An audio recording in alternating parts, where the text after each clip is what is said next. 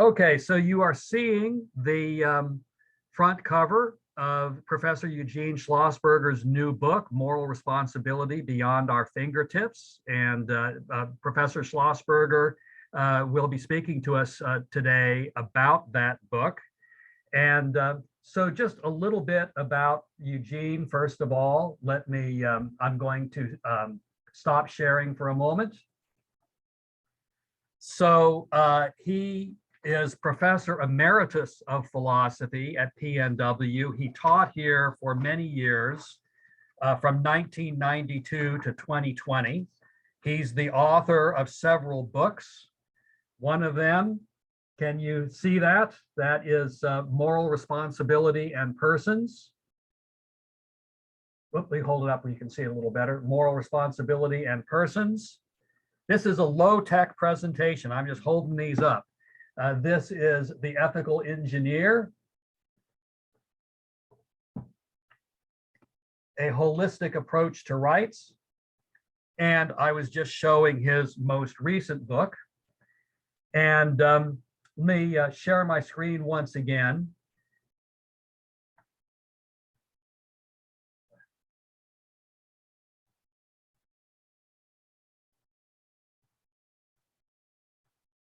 And here's the flyer for tonight's talk.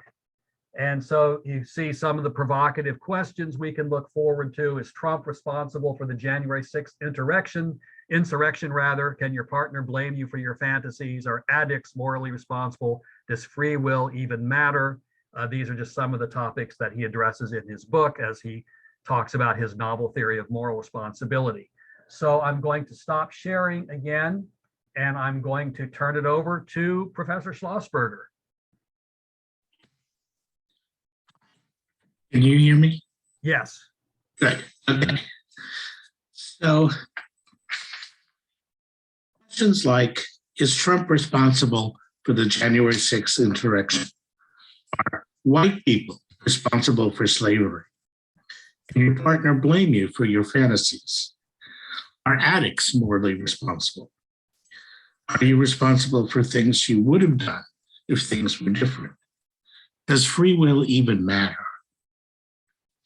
Those are some of the things I talked about in this new book that just came out this month. It's an enormous book. It talks about, it has an argument for the external world, what an emotion is, how we know what a good human life is, and what ultimately makes a statement true. So it really talks about a lot of things. But the main focus is on moral responsibility, what responsibility is, what we're responsible for, and some major consequences. So today I'm going to talk a little bit about my theory of responsibility and a little bit about a few of the consequences I think you might find interesting. So let's start with the theory. The basic idea behind my theory is that you're responsible for what you are, for who you are. That may seem obvious or even trivial, but it's a radical break with 2,000 years of tradition. Okay. The theory is first presented in an APA paper in 1984, so it goes back a ways. And then an article in Mind in 86, and a book in 1992. And the theory has since been called attributionism. I didn't call it that, I didn't name it that. But that's what it's become known as, because other people have advocated theories along similar lines after I wrote. Now, traditionally, philosophers and theologians thought we're responsible for what we do, for our actions, and specifically what we do that's caused in the right way. For example, by using our free will, or by a voluntary choice, or by a causal chain that's reason responsive, which means roughly that if somebody gave you a reason not to do it, you might not do it, you respond to it. A thermostat does it, right? You give all the reasons you want to a thermostat, it's still going to change the temperature. So the focus in the past was on causes of action. And that's why free will and determinism raised a big problem. On this view, if we don't have free will, we're not responsible for anything. If everything happens according to the laws of nature, including, for example, my arm when I make a rude gesture, then it seems like I couldn't help raising my arm, and I don't have free will. Now, I won't go into any detail about this argument. There's a huge, vast literature on it and all the refinements and ways people have tried to get around the problem. I first want to say something about why it matters. Why should we care? Well, first of all, if we're not responsible for what we do, then it's wrong to punish people. I mean, there are lots of reasons for punishing people: to make sure they don't do bad things again, incapacitation, to train them not to do it, the way we train pets not to be on the floor, and to make people think twice before doing those bad things, deterrence. But all of these can be accomplished in other ways. If you lock burglars up in a luxury hotel room, they can't rob anyone. They're incapacitated. If we give them $1 million a year not to burgle, they'll be deterred from burgling. Most people wouldn't replace prisons with these schemes because they think punishment should generally have a retributive element. That is, that criminals deserve or merit punishment. That's what they deserve, a bad fate, not a luxury hotel or wealth. But retribution only makes sense if we're responsible for the bad things we did. We don't resent a hurricane for damaging our roof the way we might a vandal. We don't feel grateful to a cooling breeze the way we would to a friend who fixes our air conditioning. Punishment and so-called reactive attitudes like resentment and gratitude are critical to our way of life and how we treat and think of others. Without it, other people would be at best like pets that we might care about and enjoy being with. We take very different attitudes toward our pets than we do to, say, a spouse or a close friend. So what do we do about this problem? Well, my response is free will just doesn't matter. Forget about actions and what caused them. What matters is what kind of person you are. And it doesn't matter how you came to be who you are, because there's no other you underneath or behind who you are that can say, hey, don't blame me for that guy over there. Moral agents, on my view, are worldviews in operation. That is, you as a moral agent, I mean, you're also a body, you're various things, but as a moral agent, you're the totality of values, attitudes, dispositions, beliefs, emotions, and so on, your worldview, reflected in the way you live in your life. If you sneer at a poor person, you're revealing your attitude that wealth and worth are the same thing, and you're responsible for that attitude. It doesn't matter what made your face muscles move in the sneer. It's a morally bad attitude, and you're a morally worse person for having it. And that is all it means to be responsible for something. And how good or bad it is affects your moral standing. Now, the details of my view are complicated, and so are the arguments for it. But I want to make just 3 points now. First, what we're ultimately responsible for depends on the story about us. Just what Sharif reveals when they sneer at a poor person is not exactly the same as what Kanisha reveals, because we have lots of complicated and intertwined attitudes, and each person is different. That's why I say we're responsible for certain of our traits or features that reveal our worldviews. And so when Sharif steers, they're responsible for quite a few traits, some good, some bad, some worse than others. Our moral scorecard, that is how good a bad person we are, is the total of all the moral demerits and brownie points that we earn by displaying traits that reveal our worldviews. Now, usually we don't care about all that fine detail, just as we don't have to calculate Einstein's field equations when dropping a tissue in the garbage can. We can just say, I resent him for sneering at me, or I blame her for being a snob. But all this precision is available when we need it. And when we say Sharif is responsible for staring at me, we're attributing what I call occasion responsibility. Sharif sneering occasions is the occasion for various ultimate responsibilities for a variety of specific traits. So sometimes we're going to be talking about ultimate responsibility, what traits you're responsible for, and sometimes occasion responsibility. What are the circumstances or actions that produce those judgments about the attitudes that the circumstances and actions reveal? And I give a lot of detailed arguments from my view, but I'm just going to gloss over quickly one reason for thinking my view is correct, and I have a lot of them. When we choose to do things we hope will change our beliefs, we're trying to change our beliefs, but we can't simply choose to believe something the way we can choose vanilla ice cream from a menu. That's because we understand that what we order is up to us. I can order anything I like. Well, whether 2 + 2 = 4 is not. I can choose all I want. I can try all I want to believe that 2 + 2 = 3. But whatever I tell myself, I know it doesn't.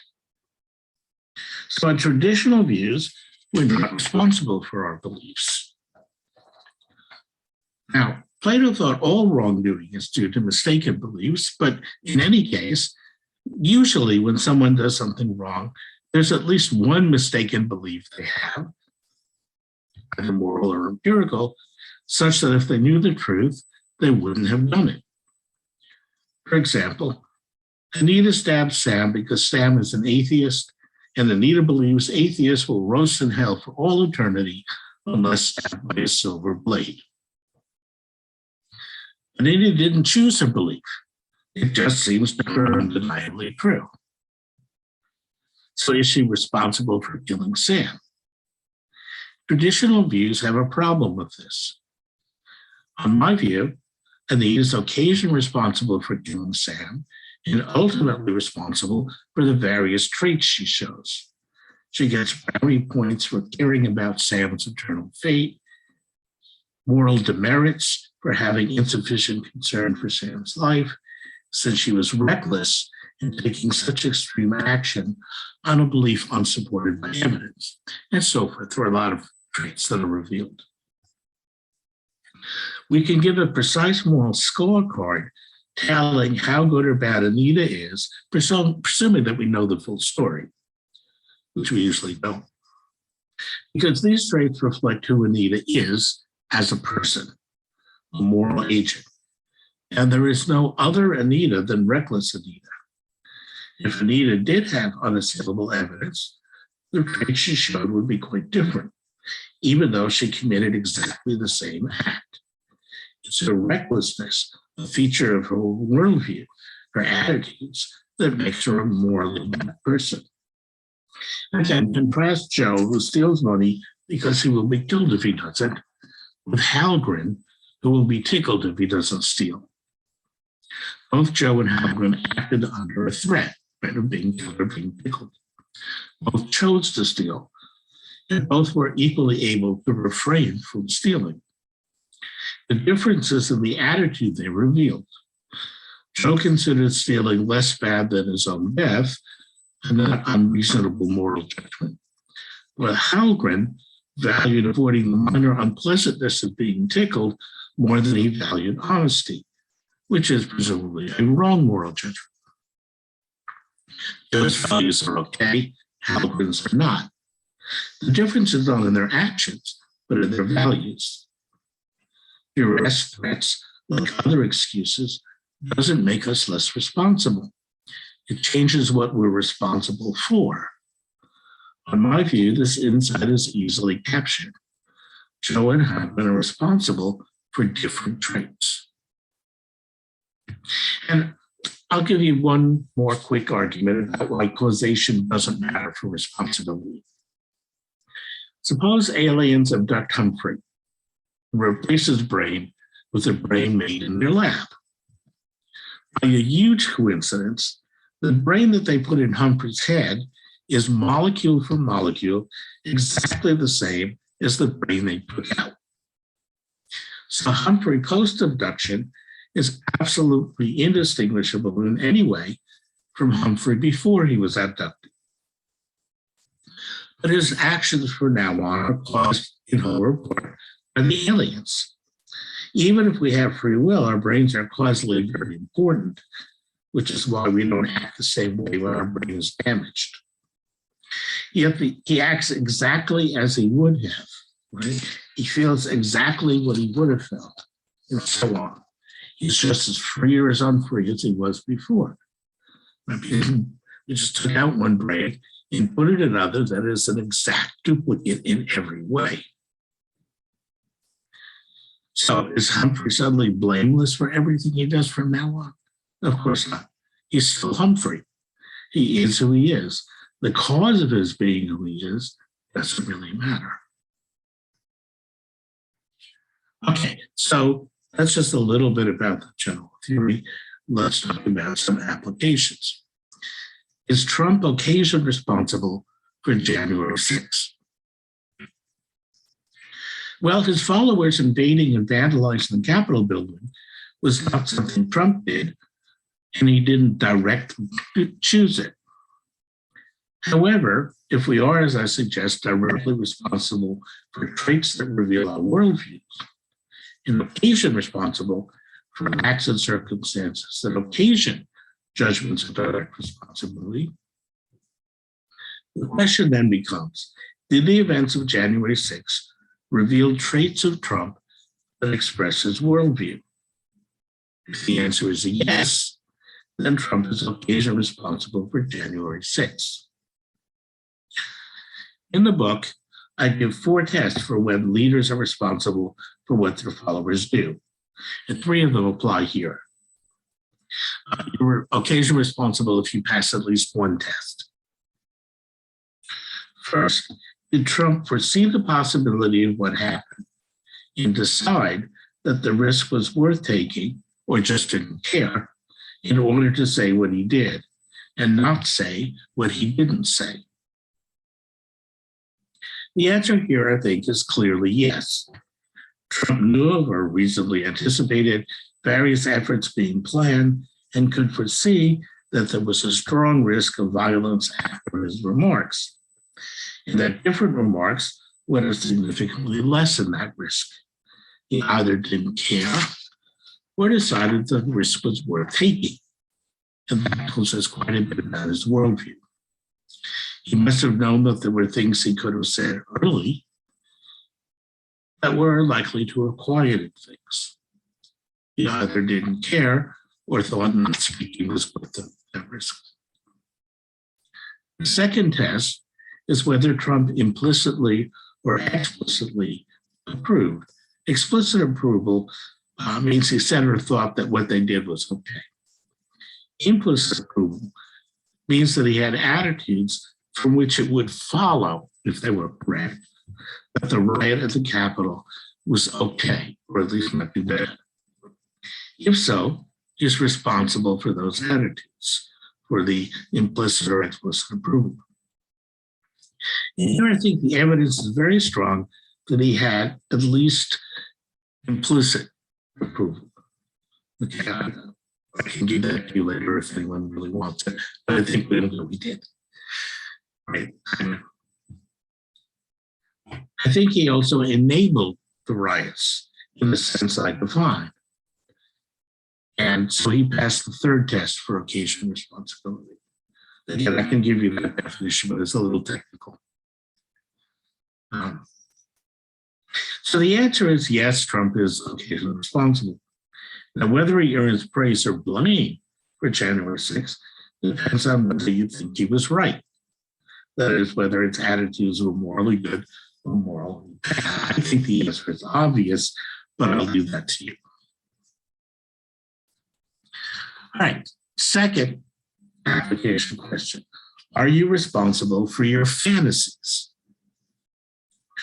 Well, our fantasies reveal a lot about our attitudes, And so we're often occasionally responsible for our fantasies.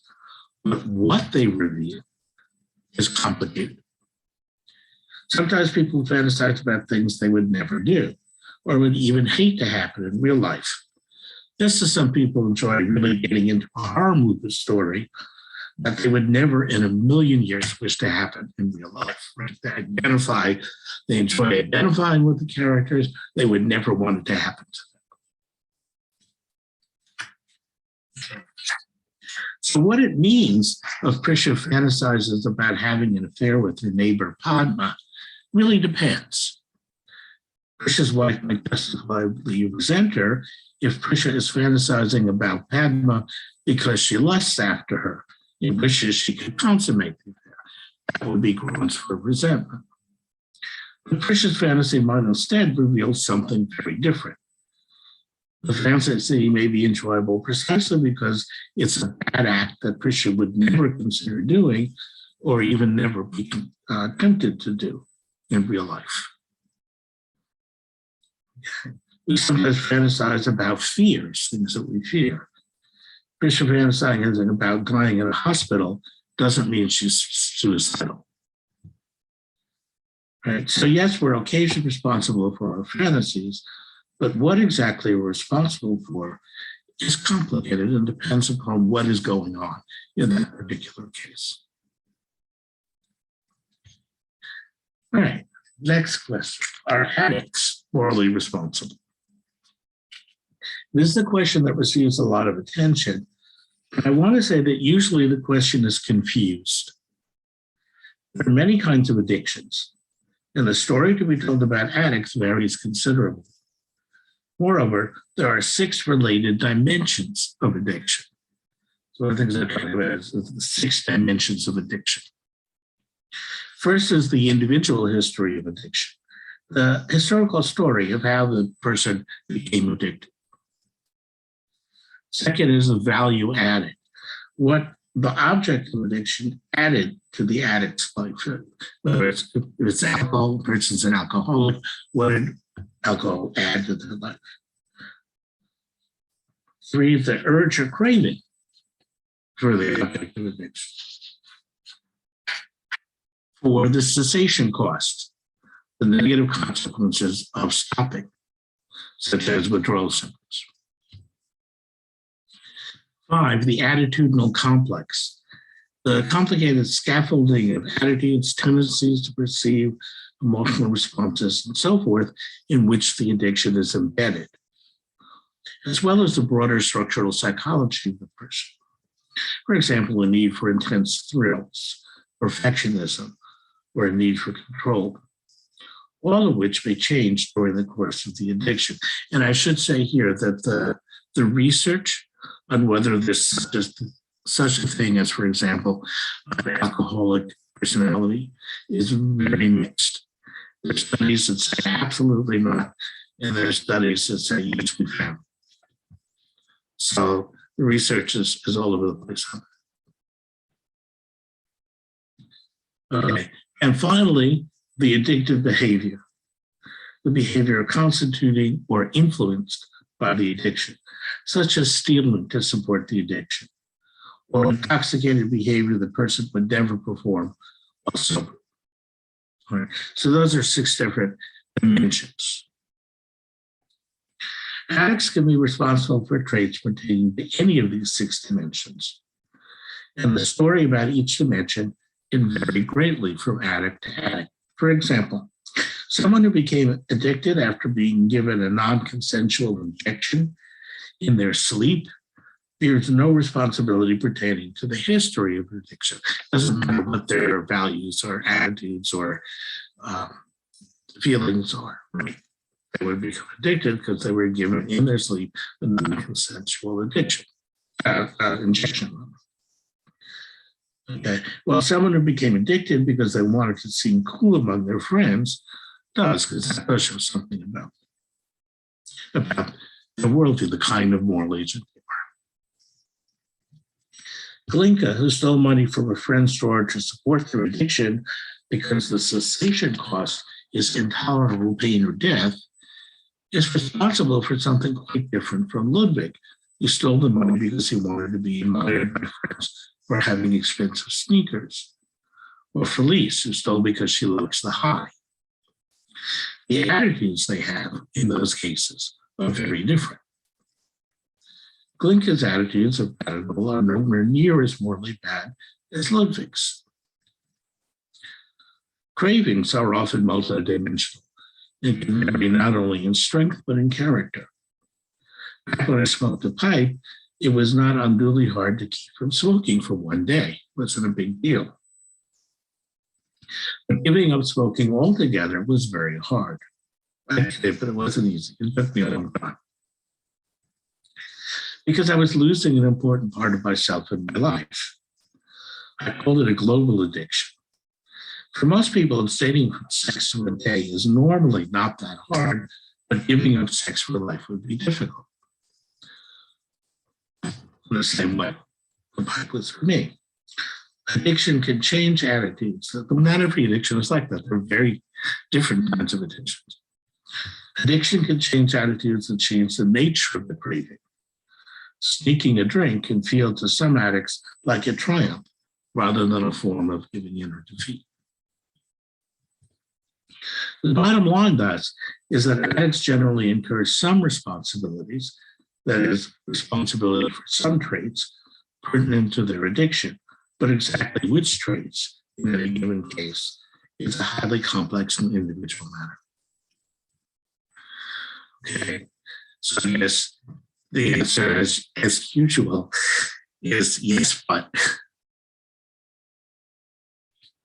By the way, these thoughts, and I go a lot more into detail in the book, but these thoughts suggest 2 points about therapy.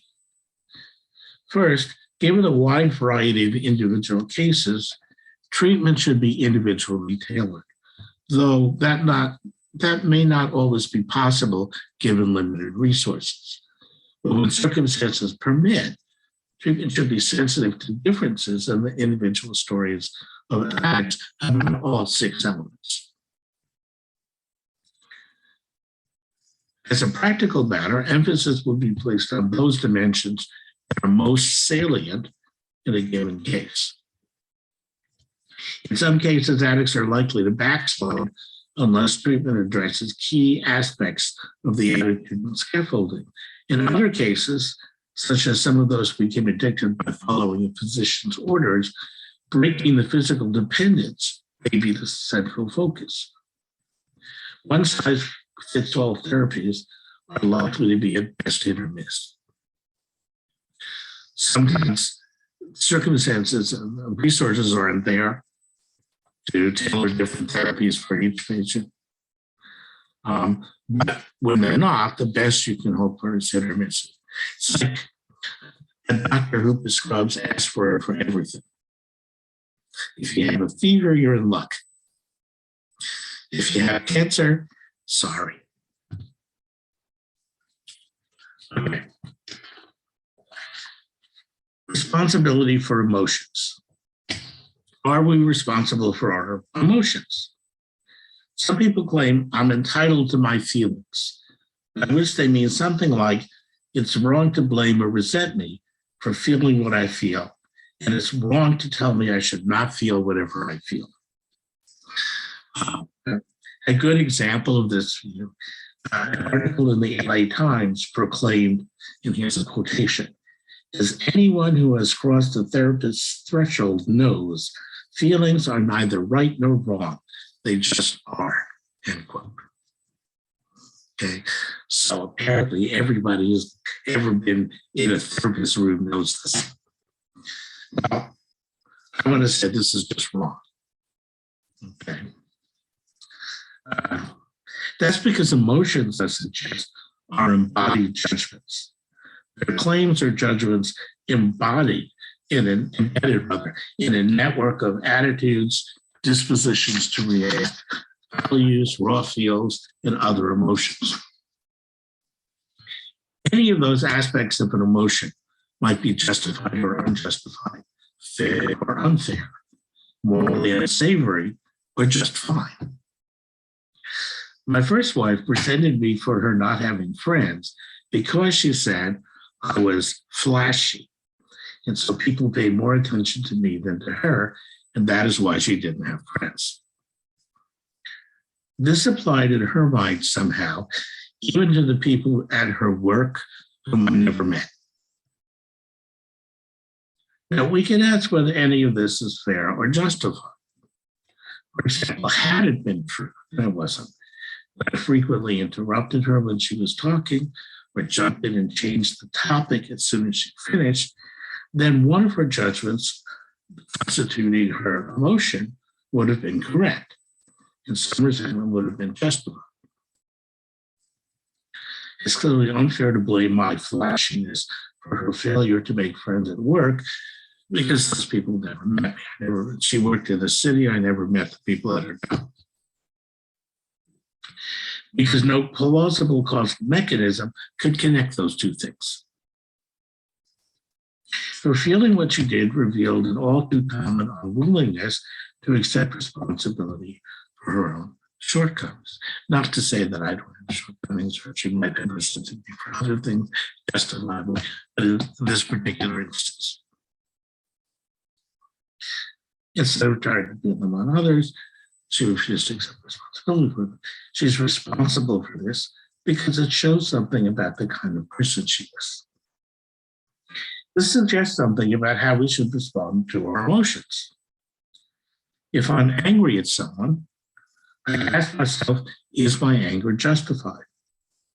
If not, sometimes it takes a little while before I ask that. But you may have to calm down a little. If not, it's my problem. And I need to think about why I'm angry and how to deal with it. If it is justified, I need to articulate the reasonable grounds of my anger and ideally discuss it reasonably with the person I'm angry with, or decide it's not worth it or pointless to discuss it. Some people are not able to talk about things reasonably. In general, many of our emotions do reflect who we are as a person. That is, our values and attitudes and judgments and so on. They don't come over us like measles. And so we're responsible for our emotions. That is, directly responsible for the various things our emotions show about us as moral agents. If Charlie is feeling pleasure in the sight of a strange child in pain, shows that he doesn't value others, the fact that Charlie couldn't help feeling that pleasure doesn't change the fact that he doesn't value others. Okay. If Charlie doesn't like that he feels that pleasure and takes care never to cause a child pain, that also shows something about him, something that possibly gave him more moral brownie points than the demerits he gets from feeling the pleasure. That's why my view is not so unfair. Maybe Charlie can't help the fact that he's not a morally perfect being. But so what? Who is? He can still be pretty good overall. And Charlie is who he is. He's not some little ghostly man, Charlie, inside of Big Charlie, who doesn't have feelings and values, but who chooses what Big Charlie feels. So little Charlie could say, hey, don't blame me for what Big Charlie over there is feeling, because there's no button on my console that I can press to keep him from feeling. But Big Charlie is the only Charlie there is.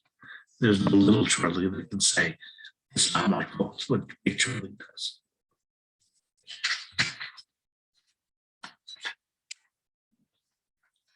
So to sum it up and to keep it short, we have a discussion.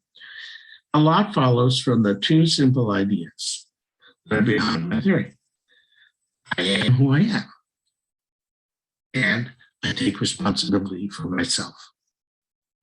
Thank you.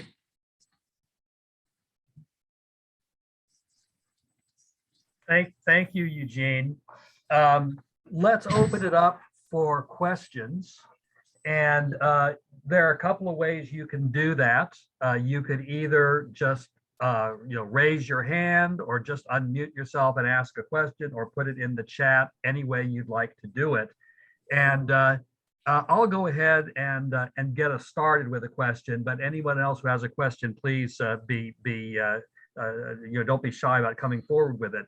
Eugene, I'd like to ask you how your theory applies to the insanity defense. Maybe I don't even have to go any further. You can see sort of the basis for that question. So could you just talk about what your theory would say about that, how you would analyze that? Sure. There's a large section on Psychopath, as a matter of fact, that pertains to your question. Basically, if the strategy I take is a sort of silly curve, this one, it's either this or this. So either the person who committed the crime, his worldview is so truncated that he doesn't count as a full moral agent, in which case he's not responsible for the same reason dogs or 2-year-olds are not responsible. They're not fully developed moral agents.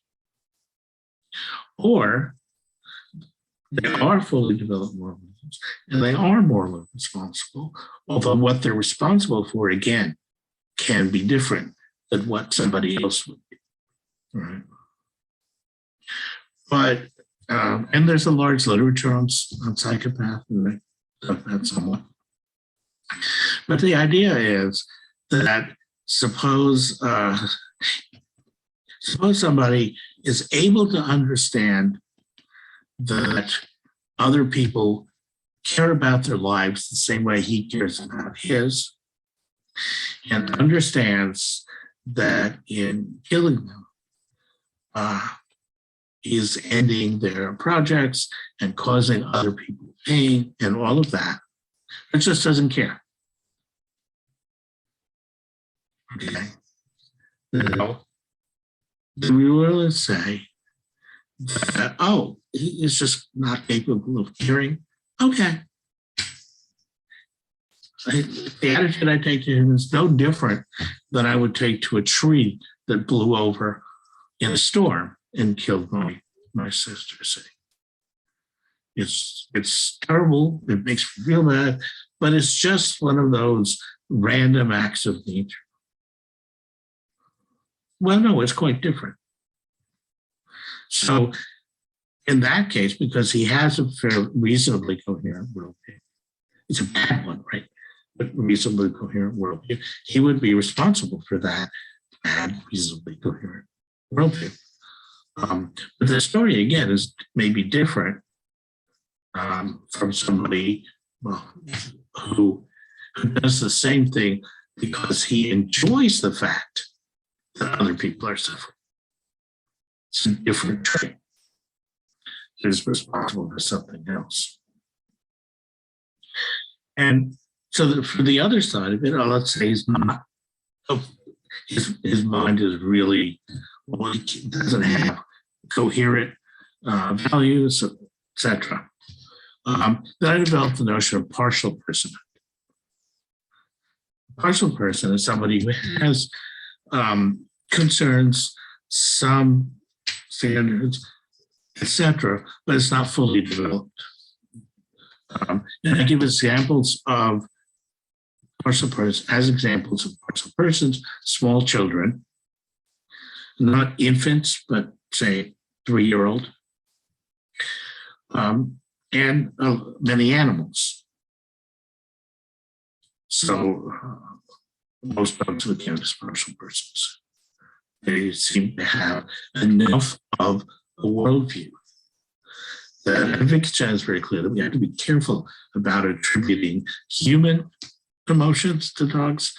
They have dog emotions, whatever those are. But they do have things that they care about of some sort.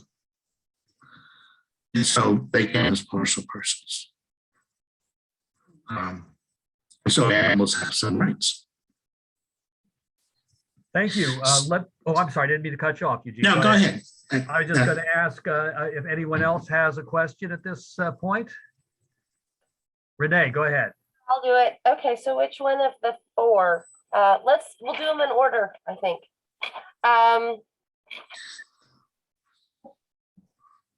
So the Humphrey case is designed, your Humphrey abduction case, right? As presented here, right? Is a simple way, if I understood you correctly, to motivate the idea that the causal backstory doesn't matter, right? Because same brain, and then emerging from that, same attitudes, and so causal backstory is irrelevant. But the initial kind of case that I was thinking about before you gave us Humphrey is the one that works in the opposite direction. So as opposed to our crazy neuroscientist doing a perfect duplication, right? The crazy neuroscientist either creates an AI that passes whatever the relevant threshold is for personhood and rationality, and happens, as a result of a bunch of mechanical processes on this other individual parts that all of a sudden emerges in consciousness at some moment, right? So that kind of a case, or if you like a Bernard Williams, mess around with you, give you amnesia, give you someone else's memories, that, and so forth. So I think the duplication case, of course, is going to point to it doesn't matter. But those other cases can generate the intuition that there's some relevance to the causal backstory about how I came to have the beliefs I have, even if that's a story about how I came to have the specific brain states that I have and something like that. So I'm just wondering if you can speak to the sort of alternate cases that might encourage the causal intuition. Yeah, it says there are two questions here that I want to address separately. So let's say this happens, and we now have somebody who goes out and spits in your coffee because he doesn't like your ethnicity. All right. Now, question number one, is that person responsible for spitting in your coffee? Question number two, is it the same person as the person before all of this was done? So one is about continuity, and the other is about a moment. Okay, good. Then let me make it clearer. Just do the AI case then. So there's no interesting. No question of continuity. Okay. Just the AI. Well, I'll just say about that I said it has to be continuing both human operation, and there's a psychological story there, so I have an answer to that. Okay. Forget me. All right. I mean, now, I appreciate it, but just to focus on that. Right.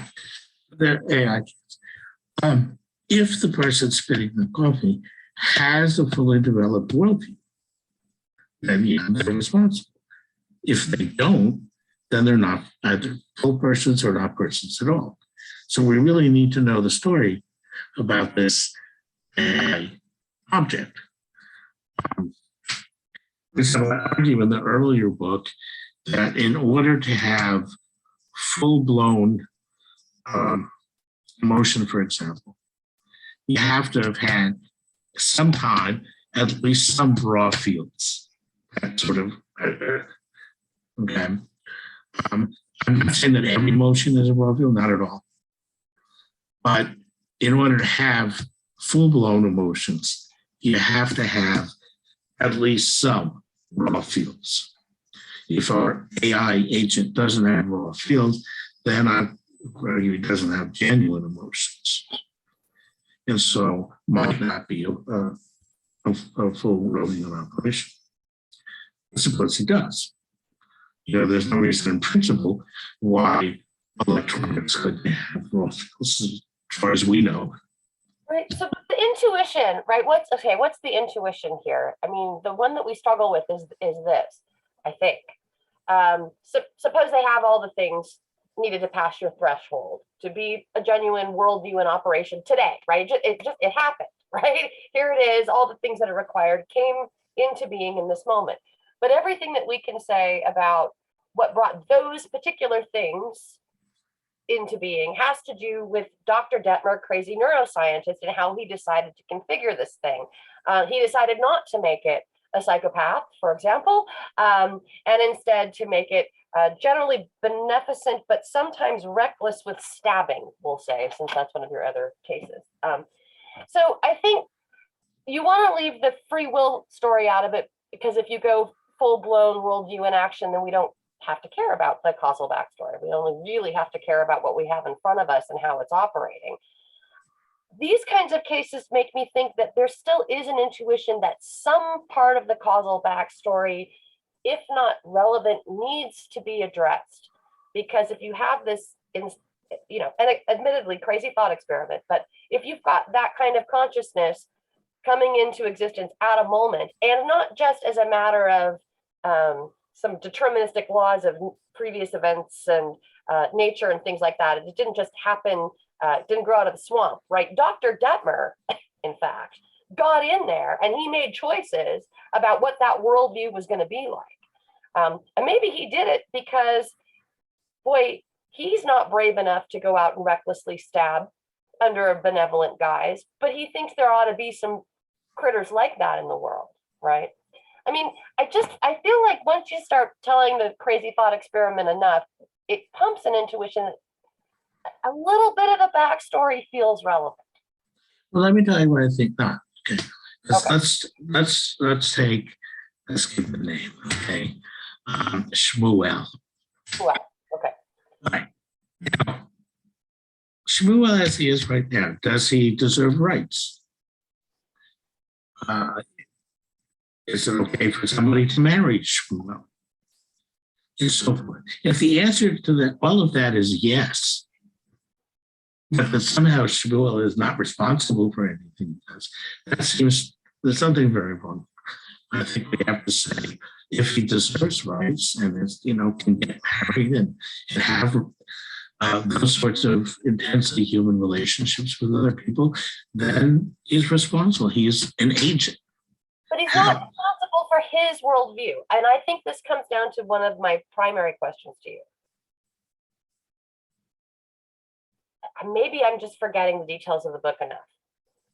I am my worldview, right? That's right. And yet also I'm responsible for my worldview. So this is the thing that I feel like it would be helpful to spell out a little bit more. Because if that's the case, then of course you can have Shmuel pop into existence. He's got a worldview. He is his worldview. He's also responsible for it. So the fact that he had nothing to do with how it came about is kind of irrelevant. But that's the part I want to separate out a little bit. Shmuel is his worldview from Shmuel is responsible for the one he happens to find himself with in that moment he comes into existence. And that you don't want to separate, I think. Is that right? Well, what I'm saying, what does it mean to be morally responsible? I guess I'm saying, I do talk about in the book different kinds of subjectability, right, of which moral responsibility is only one. But it's by moral responsibility, what I mean is moral accountability. Okay. And then I argue both in that book and the previous one that that's really all we need to do the job that responsibility is supposed to play. We could give an account of punishment, what makes punishment reasonable using just moral accountability. So I suggest that this the principle of abstract justice. It's in general a good thing if people's life situations match their moral situations. It's better if good people flourish and bad people don't, basically. And if Shmuel is a good person, however he came to be that way, then it's a good thing if he flourishes. If he's a bad person, then it's certainly better. It's better if Shmuel doesn't flourish as much as you are, because you're obviously a good person. I can testify. I know you do.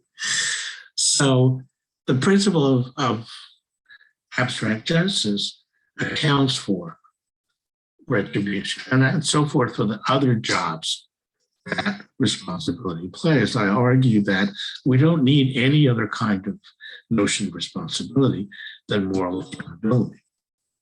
And I think it's clear that if Shmuel is somebody with rights and can marry and be in personal relationships, that Shmuel was morally accountable. I will stop beating the horse. Thank you, Eugene. Are there other questions for Eugene? I'll just make a kind of random comment, Eugene. This is a callback to your discussion of Trump and how he might have expressed attitudes and so on. I think the best example I can think of is he gave an interview not long ago, I want to say within the last month or so, in which the interviewer brought up the fact that some of the people who had stormed the Capitol that day had set up a gallows, he had set up a noose and were threatening to hang Mike Pence, the vice president. And Trump's response was, well, that's just common sense. Actually, I'll read some of this because I have it as a footnote here. Right before the riot, he told them to march to the Capitol, quote, fight like hell, and take back the country. A former aide said he pushed back against staying peaceful, which he eventually did, only after being pressured and only after a long wait. He said, these are the things and events that happen when a sacred landslide election victory is so unceremoniously and viciously stripped away from the great patriots who have been badly and unfairly treated for so long. Go home with love and in peace. Remember this day forever. Right. Of course, I suppose that could be sort of like if the state will live in infamy, but I don't think that's what he was saying. He said of the rioters, we love you, you're very special. In January 22nd this year, he suggested he would pardon rioters if he's reelected, that they were treated so unfairly. In October 6, 2021, he said the events of January 6th were not an insurrection, but a day of protesting the fake election results. So those are just a few of the things he said that indicate he at least implicitly agrees. And yes, your example fits very well with that. All right. Well, Renee, go ahead. I'll do another one. We've got Eugene here. Yeah. Okay. I'm gonna say one thing in passing that we could talk about later. I just want to make sure I have this bit right because I want to think about it a little bit. If I had you write, you suggested that, and I think this is true, we're ultimately responsible, obviously, not for the actions we perform qua action, right, stabbing, but for the backstory, the reasons, right, the attitude reflected in the action and so forth. And I guess I feel like there could be a little bit of conceptual nuancing here that would allow someone to say, but of course, if it reflects a different attitude, it's a different action, right? So I'm a little concerned about that, right? I might not describe the stabbing incident that you gave as just sort of, here we have the very same action of stabbing under the same sort of basic set of reasons. I might say, here's an act of reckless stabbing, and here's an act of benevolent stabbing or misguided stabbing or something. And so, I mean, I guess that was just a sort of thought I had. You could see someone trying to get in there by just saying, well, the normative element is part of the description of the action. I don't know if you want to say anything. Yes. One of the things I talk about is the ways in which if people move do certain kind of moves, their view basically collapses into mind. Okay. And if people make certain kind of moves, their view basically collapses into mine. It just becomes a different way of expressing my view. So we can do, we can do this sort of Davidson thing about actions and say that, well, killing him while drumming with 2 fingers is a different action from killing him while drumming with 3 fingers. And those are, again, killing him because I hated him is a different, or with hatred in my heart, it's a different action from killing him to get the inheritance and so forth. But to capture all the distinctions that my view is able to make, you need basically so many actions, and he's performing all of them, right? Or many of them, and others. And basically, well, how is this really any different for saying you're responsible for traits that reflect your worldview? It's just another way of saying. So the standard distinction people make between the act of unintentional killing or some sort of involuntary manslaughter and murder, right? And normally we would think of those as different actions. For you, basically, that's just a difference in the expression of the worldview. Well, I'm saying if you only had two, so when I start putting pressure on, but look, this person is responsible for something different, the kinds of cases I gave him, you wind up with hundreds of different actions Right. that all look the same. And then at that point, what's really different from saying those are all different actions they perform, and where the worldview element is built into the action. And just saying they're responsible for traits that reveal their worldview. It's really just a disguised version of my view. Right. So one last thing, what I won't dwell on, I think David knows this, I'm commenting on a book that just won the American Society for Aesthetics Prize last year. It's called Aft Imaginings, Feeling for Fictions and Other Creatures of the Mind by Jonathan Gilmore. And this is coming up in about 6 weeks. So let's just say I'm not quite ready yet. That means I'm thinking about imagining and reading Jonathan's account, which is quite complicated. But it did make me want to engage your fantasy cases a little bit more carefully, I guess. And the way I might do that most generously in this context would be, can you say more about what constitutes a fantasy, as opposed to one of the things you mentioned is identifying with a character. For example, if I'm reading a novel, right? I might not be fantasizing that I'm the Humbert, or that I have that worldview, and yet I'm identifying with him in the context of reading Lolita, which some people could find troubling depending on how we spell out the case. So there's fantasizing, there's identifying with the character, perhaps just to understand Nabokov's story.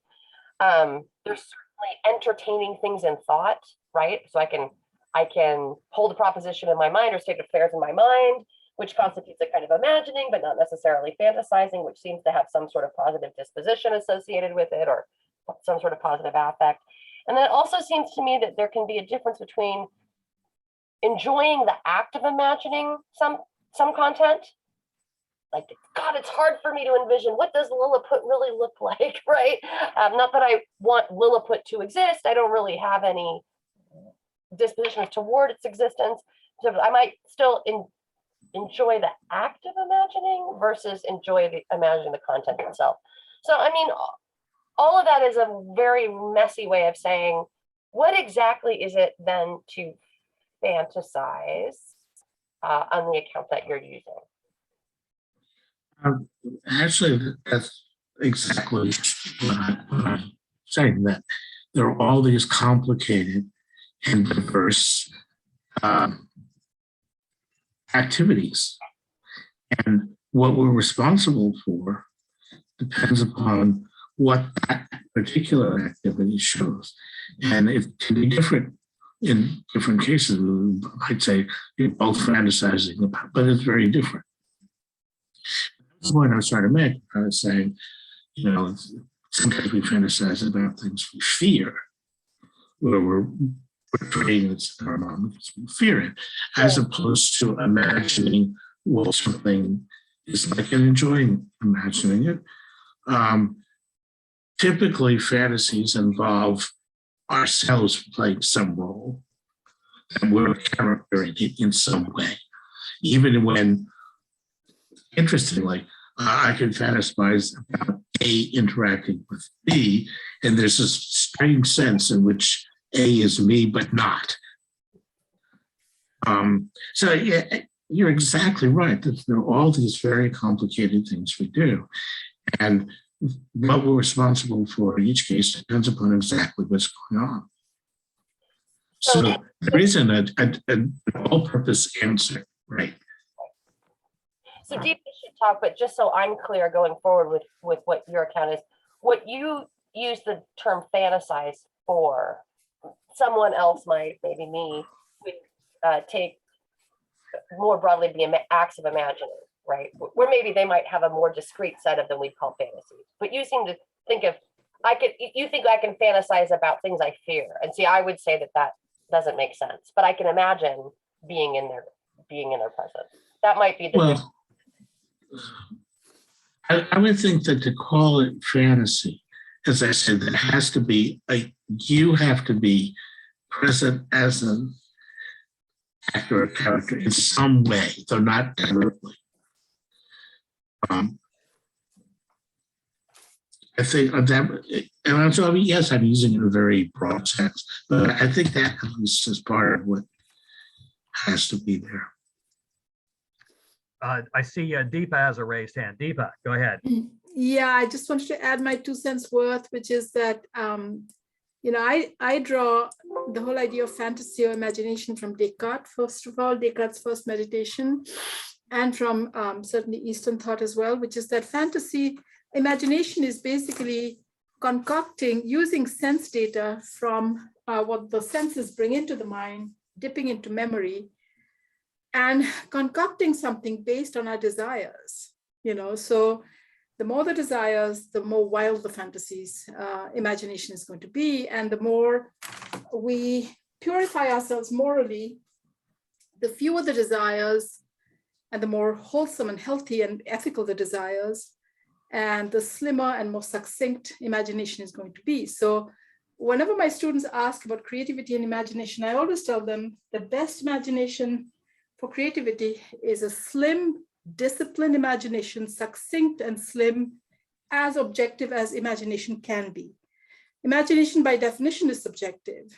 It's rooted in the individual. It is fantasy land. I mean, it's the source of fantasy. And so for it to, I personally don't think imagination can even spur creativity, but for just a healthy mind and a concentrated mind, imagination has to be controlled. So that's one thing I wanted to say, and I can't quite remember what the other thing is, but this is probably entirely tangential, not much to do with Eugene's talk, but I just wanted to, sort of share my personal view on imagination, that is way overrated. It's something really controlled. In fact, one of my complaints about what I see at the 100 level of students is they have such wild imagination. They're so out of touch with reality. They can't even answer simple text-based questions. You ask them, what is Plato saying on such and such page? They'll air their own opinions, or they will say something that is completely off because they become so subjective. So I think imagination in the popular culture has too important a place, and it should not. So I'm done. Thank you, Deepa. Are there any other questions for Eugene at this time? If not, let me do something. I probably should have done this earlier, but I'll better late than never. I do want to remind everybody here about our upcoming events. So on Tuesday, March 22nd at 3:30, we have a guest speaker. And Renee, maybe you can help me pronounce his name. Christian, is it Cronstead? Is that right? Yes. So Christian Cronstead, he is speaking on the topic Dancing Plague, Crowd Dance, and the Loss of Executive Control. There's a brief abstract. Let me read that. History contains several instances of improvised dancing leading to a loss of executive control. The dancer cannot stop dancing.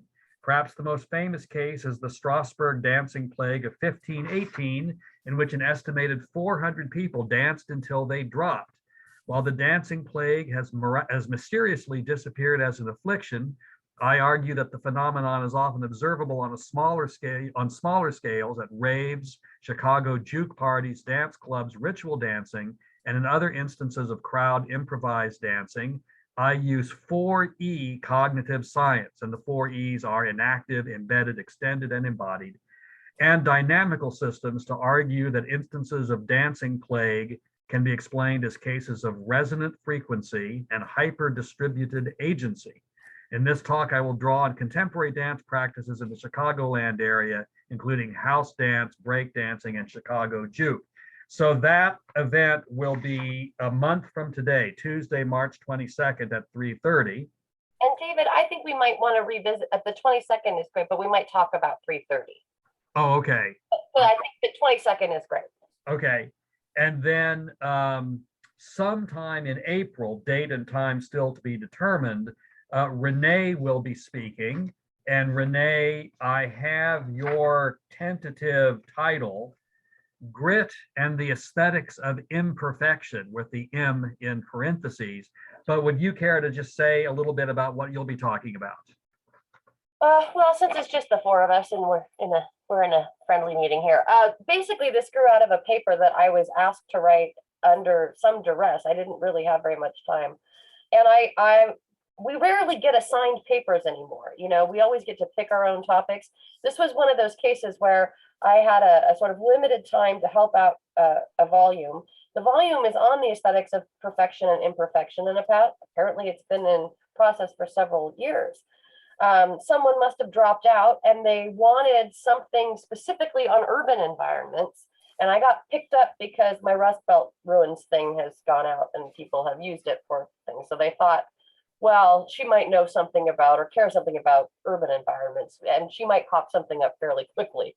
And I wasn't actually sure I could do it. And I was fascinated with the concept of grit because it hasn't been given very much analysis at all, especially in aesthetics, but even in virtue ethics, despite the fact that we might think of tenacity as appearing in various forms, or perseverance in various forms through Aristotle and William James and other things. And we have this book that came out in 2016 that gets referenced a lot called Grit, The Power of Perseverance, by this famous psychologist named Angela Duckworth, was on the New York bestseller times for weeks. And in fact, our colleagues in other departments reference it kind of regularly. So I thought, well, what can we do with grit? Urban environments are gritty, aren't they? Is that a good thing? Is that a bad thing?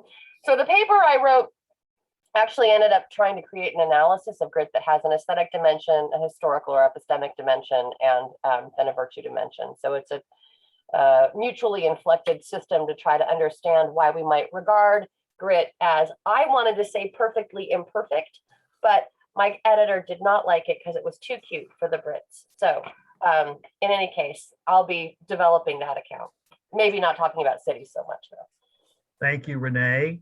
So Eugene, I want to thank you for a very interesting presentation, and thank all of you for coming and for your questions. And I guess we can adjourn. So may I make a quick announcement? go ahead, Deepa. That is that, sorry. Tomorrow we have the second Tim Wise event. If you are interested in Tim Wise, he certainly drew a lot of praise today from the audience. And March 1st, we'll be speaking about colorblindness, and I'll be speaking about Plato and beauty. Not so much about Plato, but mainly about the whole idea of racism and beauty. So those are two things. And I did remember what I wanted to say on imagination, and I'll take just a minute of your time, which is that I also believe very deeply in Plato's divided line, where imagination is really at the lowest level. So I'm done. That's all I wanted to say. Okay. Thank you, Deepa. All right, I think that probably does it. So thanks again to Eugene for a wonderful presentation. Thank all the rest of you for attending and for your questions. And I hope you can join us for some of these other events, our Philosophy Matter events, and then as Deepa points out, the racism and anti-racism events as well. Take care, everyone. Take care. Thank you.